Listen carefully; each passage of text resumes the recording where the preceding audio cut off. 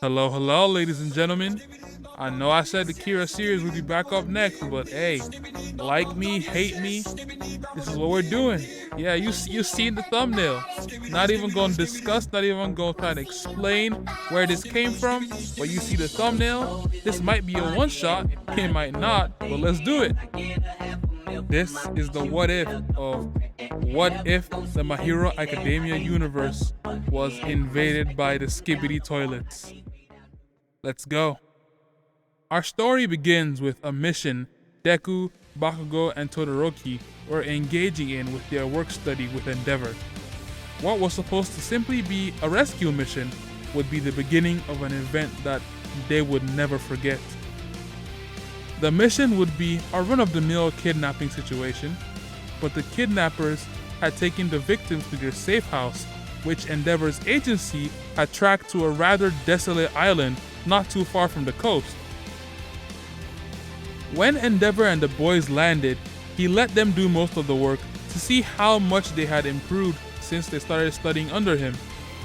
They would make quick work of the criminals, but that is when they would see Endeavor fly by at blazing speed. They would make their way up to the roof of the building to see what was going on, and that is when they saw it. Some sort of gigantic rift opening in the middle of the sky. Endeavor would ask the kids if they had taken care of all the kidnappers, thinking that this was the work of one of the criminals' quirks, but they would assure him that they did. But that is when Deku's voice would cut the chatter as he let the others know that he saw something coming through the rift. It's a toilet? Is that a head coming out of it? Deku would say, as exactly that, a toilet with a human head sticking out of it would fall from the sky, landing exactly on the roof that they were on. So they would give it some proper space so as to not get caught in the impact of its fall. Once the dust cleared up from the fall, they would approach the toilet man, and Deku being Deku would approach first, nicely asking if it was alright from the fall, and if the way he looked was because of his quirk. But instead of responding to his question, all he would be met with was realizing that this conversation wasn't going anywhere. Deku would turn around, and that is when, from some kind of compartment, the toilet man would pull out a gun and attempt to shoot Deku, but it would immediately get a Bakugo explosion to the face. "What the hell was that?" Bakugo would ask, before scolding Deku for being so friendly with that thing. But before Deku could respond, Todoroki would point up saying, "Guys, up," and that is when they saw it. What looked like dozens, if not hundreds, of toilet men falling from the sky. And they all seemed to have the same blasters that the one Bakugo just blew up had. "What the hell kind of quirk is that?" Bakugo would say, as Endeavor would yell at the boys to move because the toilet men had started shooting down on them. They would all manage to dodge the initial blast, and that is when Deku noticed something. Deku will point out that the toilets weren't falling anymore, that they were flying at them. Bakugo would sneer before turning to face the toilet men mid-air before saying, "Let's go then, you toilet bastards!" And all the toilet men would have to say in return was,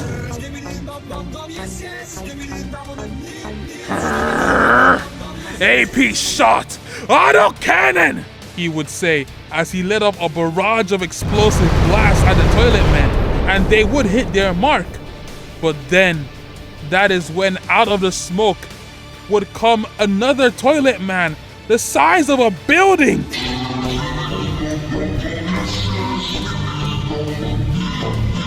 Bakugo would look up in shock as the toilet creature would try to eat him, but before it could, it would be encapsulated in an iceberg, and there would be more where that came from as well.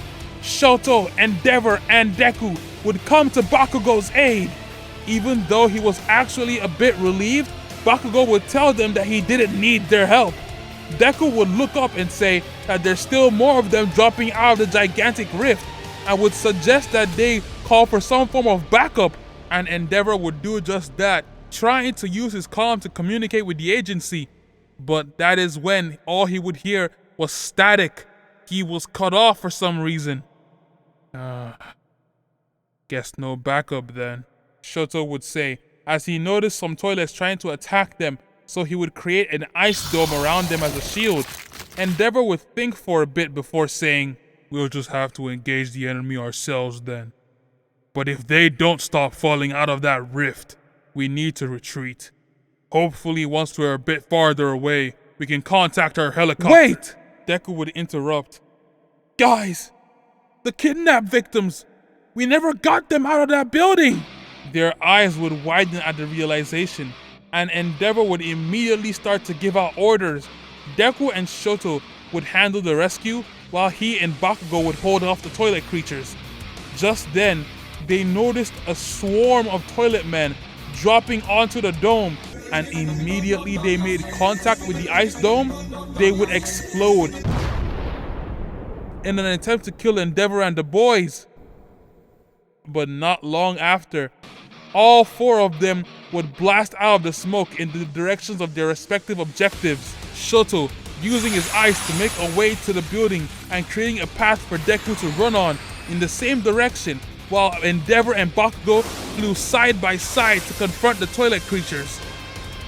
Deku and Shoto would notice that some of the toilet men were surrounding the building, and some were even already inside. "Todoroki, I'm going in!" Deku would yell, and Todoroki would in turn begin his assault on the toilet men outside the building, turning the ice that he'd been skating on into a rain of ice spikes, blasting them at them. Deku's body would be coated in a green electric aura before he would yell, "Full cowling! Detroit, smash!" as he smashed right through the roof of the building, destroying some of the toilet men in the process, and landing in the building, surrounded by more of the toilet men, who were surprised by his entrance. Deku would quickly search the room before deeming that the victims were not in the room, which is when the toilet men would train their blasters at him, but instead of engaging them, he would use his full cow to quickly make his way to the lower floors, while also taking some of them out in the process. As Deku was doing this, Shoto had taken the role of buying him the time he needed, so before even continuing to engage the toilet men, he would encapsulate the building's entrance points in ice, blocking all access into the building. "Let's see just how well Father's training has paid off," Shoto would say. He would wait for the toilet creatures to get closer before touching the floor beneath him, which would create a platform of ice and launch a barrage of ice tendrils with spikes at the end of them, which would skewer and destroy some of the toilets, but the other ones that could fly better would weave around the spikes. But right then, the tendrils, they would weave around and expand and contort around them before closing, successfully trapping all the toilets that approached Todoroki in ice. Arctic prison. I'm still working on it, but it will have to do, Todoroki would say, before he would reveal a hand-shaped hole on the ice platform beneath him. He would put his left hand into the hole and his right on the ice itself before saying to himself, "Need to keep the ice strong so it doesn't melt, and my flames need to be strong enough to do damage. Haven't mastered this attack either, honestly, but here goes nothing." His left side would ignite in flames with his hand still inside the hand-shaped ice hole, and his right side would be thickening the ice constantly. But instead of the flames to melt the ice or combust it like it normally would, it would seem to be traveling through the ice, more particularly through the tendrils. The same tendrils that led to the prison cocoons that had trapped the toilet men. And for the first time, Todoroki saw what seemed to be fear on their faces as they watched the flames make their way to them. Like it? I call it chilling inferno. Let me know what you think, he would say, looking directly at the toilet creatures as the flames would finally reach them and engulf them, roasting them before they would explode, which in turn would destroy their ice cocoon prisons as well. Todoroki would stand ready to engage any more of the toilet things that would come his way, as he said, "I guess the training really did pay off." Bakugo and Endeavor engaged in direct combat with the toilet men. Bakugo, after destroying a fair bit of them, would complain and say, "It's like I deal with one of these disgusting things and then 10 show up in their place!" Endeavor would understand the sentiment because he would be experiencing the very same thing. It would be looking like retreating would be their best option after all, which is when he would then say, "We just need to hold them long enough for Deku and Shoto to rescue the victims. Don't tell me shit that I already know!" Bakugo would yell back before dodging one of the toilet heads that were trying to bite him, then another before grabbing them both by the head, bashing them together before blowing them straight to hell.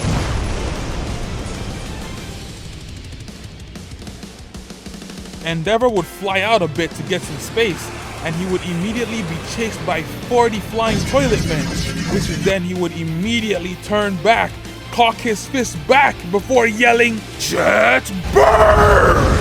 blasting a devastating wave of flames right at them, destroying every single one.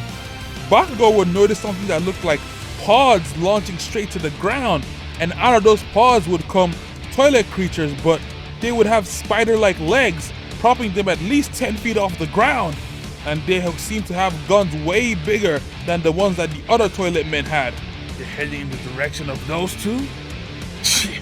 Not on my watch," he would say, before immediately using his explosive speed to blast towards them on the ground. He would then yell, "You're about to learn why they call me Nuke King Explosion Murder! Landmine Blast!" as he would land right in the middle of the spider toilet men, grenade your gauntlets first, and would fire off a massive explosion that generated enough force to blow away everything in his immediate surroundings.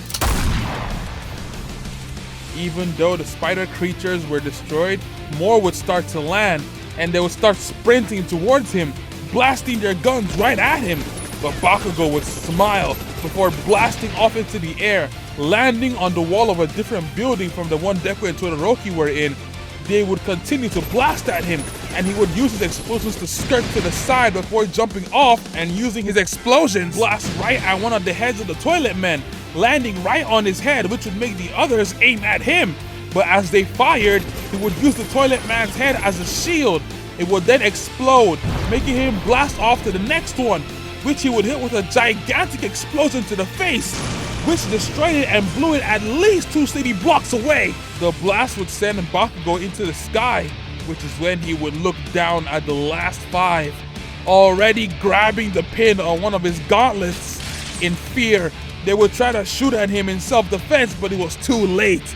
Menacingly, all Bakugo would say was, "Boom," as he pulled the pin, and a cataclysmic explosion would drop down on them, utterly incinerating them and anything else in the area.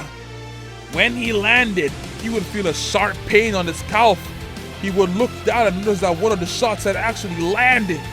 "Damn it, I must have not noticed due to the adrenaline. Damn, getting shot hurts," he would complain as he struggled on the ground. Endeavor would notice this and fly down to him, but Bakugo would tell him that he should go handle himself. But Endeavor knew better, and he would notice the toilets all coming in their direction. That is when he would stretch his hands out, and what looked like strings of pure flame would emerge from them, surrounding the toilets from all directions. The toilets would fly at him faster and blast down, but he would pull down the strings before yelling, "Hail Spider!" And the attack would slice and destroy all of them, leaving only a huge cloud of smoke. "What's taking so long, Deku?" Bakugo would think. Deku would finally get to the floor where he found what looked like a cargo container. He would knock on it and ask if anyone was in there, and after a bit of silence, he would hear a voice back begging to be let go. She sounded scared, and Deku would assure her that she was fine and that he was a hero and that he would save her. It seems to have worked because she sounded relieved. After conversing with her, he would find out that there were 10 victims in the container, 2 men, 4 women, and 4 children. He was about to open the container when something happened. He would hear a roaring. And as he looked outside, he would see one of those toilet things heading right at him in blistering speed. Unlike the others, it was black. Or no, the toilet was black. It wore a military helmet, and all Deku saw was madness in its eyes. And even more terrifying, it seemed to have rockets attached to its sides, propelling it even faster. Bakugo and Endeavor would watch it head right at the building in shock for a bit before flying towards it, but they couldn't seem to catch up.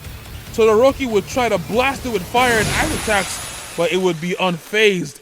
And just like that, it crashed right into the building, blowing it up and destroying the building, launching Todoroki into the air, along with Deku and the apprehended kidnappers and the cargo container of victims. Deku would have multiple thoughts racing through his mind. The victims were in danger, so were the criminals. He would remember his vow, not to be a hero that saves people he thinks should be saved, but a hero that saves everyone, and do it with a smile on my face. Let's do this, he would say as he adopted an All Might-like grin. He would aim his fist before thinking, it's a good thing I have a handle on my tendril quirk now. And out of his fist would shoot out multiple black tendrils, which would wrap around the criminals and the cargo container. But now there was a new problem. He couldn't fly, so he was still falling with them. But that is when Todoroki mid-air would make an ice ramp to skate on, which he would then use to catch Deku mid-air. Endeavor and Bakugo would land next to the ice wave, blasting right beside them. Endeavor would tell the boys that they were retreating, but then, just then, the ice wave would be destroyed by a laser beam. It had come from one of the toilet men's eyes, and this one seemed different, almost like he was the head of the pack, the chief toilet man, I guess. They got lasers now? Really? Bakugo would yell. These things aren't letting up, Shoto would say, as the toilets that could fly would be chasing them. Then we'll just have to make them! Endeavor! Icy Hot! Grab Deku and get to the extraction helicopter as fast as you can! I'll handle the defense! Bakugo would yell as he would blast down, landing on top of the cargo container that Deku was holding onto with his black whip quirk. Endeavor and Shoto would understand what Bakugo meant, and they would both grab Deku on either side as they would begin using their flames to act as turbines, blasting away at blistering speeds. Once Bakugo landed on the container, he would fall to one knee because the other one was shot earlier. So what? I don't need my legs to use my quirk. All I need are these, he would say as he wrapped one of his arms around one of Deku's black whip tendrils holding the container, put his hand in formation before yelling, AP shot! I don't get it! Blasting back against the toilet man, providing effective cover fire for the getaway. Not too long after this, a tilt rotor helicopter would come into view. That's our exit, Endeavor would say. The doors would open and Deku would pull up the tendrils holding the criminals. Shoto would catch them mid-air and toss them in. They're gaining, Endeavor would say as they looked back at the toilet man still chasing them. Bakugo would stop providing cover fire. He would head to the side of the container and open the door. The victims, who were unaware of what was really going on, would scream in shock, seeing themselves dangling over the ocean. But that is when Deku would pull up the container and use his other hand that was now free to fire black whip tendrils at the victims, wrapping all around them and pulling them so that Shoto could put them safely into the helicopter. Bakugo would then tell Deku to let go of the container even though he was still on it. Though reluctant at first, Deku trusted Bakugo and let go.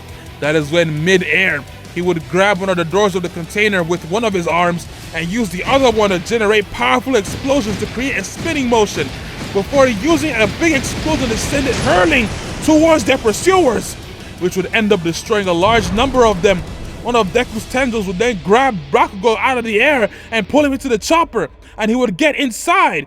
Endeavor would then toss Deku inside before getting in himself, before telling the pilot to fly back to the agency as fast as he could, and the pilot did just that, engaging all thrusters and heading back home at blistering speed. Endeavor and the boys would try and make sense of what they had just experienced. What was that quirk? Who cast it? Where did they even come from?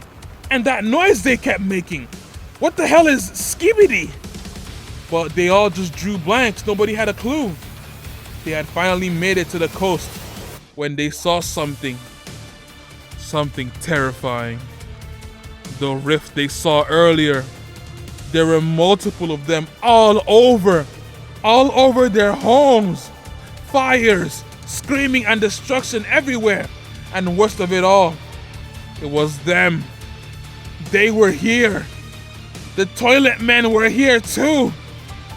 Deku would watch his home burning with no words even being able to leave his mouth, and all he felt was a mix of confusion and despair. And thus begins the Skibidi invasion on the My Hero world. How we feeling? How we feeling? Hold on.